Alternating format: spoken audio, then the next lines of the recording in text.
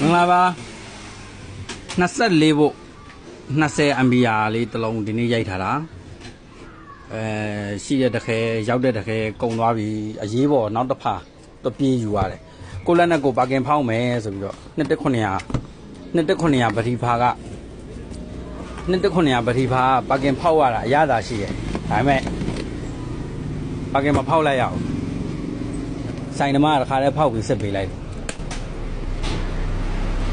2900 mAh EV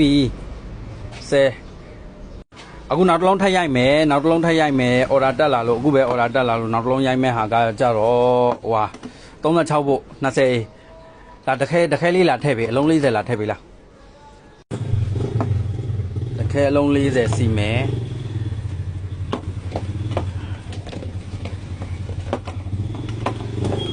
တော့ဟိုဟာဒါလေးကကြတော့ဒီရေလုံး box နဲ့နော်ရေလုံး box လေးနဲ့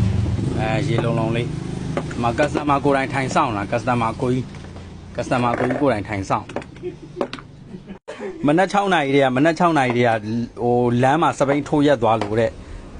စိတ်ဆိုးပြီးတော့တခါတည်းသူကပတိကိုဖြုတ်ပြီးဟိုမှာစပိန်စတီးပုံးတွေမှာဖြုတ်ပြီးတော့ဟိုမှာစတီးပုံးစော်ဖို့အာကွန်ဆိုင်ပို့ထားတယ်ပတိတွေဘိုက်ပူပြီးတော့ပတိတွေကအတွင်းထဲမှာစတီးပုံးထဲမှာဘိုက်ပူပြီးတော့ဒီစတီးပုံးဝရိန်နေရာတွေဟကုန်တာအဲ့ဒါတခါတည်း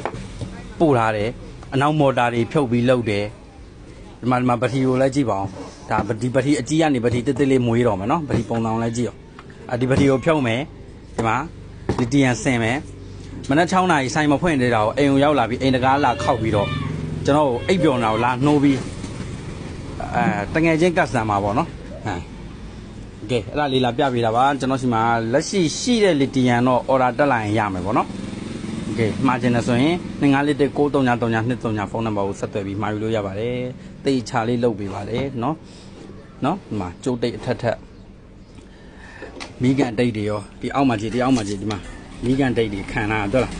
နော်အဲ့လိုလက်ရတေးတက်လုပ်ပေးတယ်ဒါဒီတိုင်းမပြီးသေးဘူးဒီတိုင်းကိုဒီပုံးနဲ့တွတ်ဆွတ်မှာမဟုတ်ဘူးနော်မီးကြောအိတ်တွေအထက်မှာဟွာ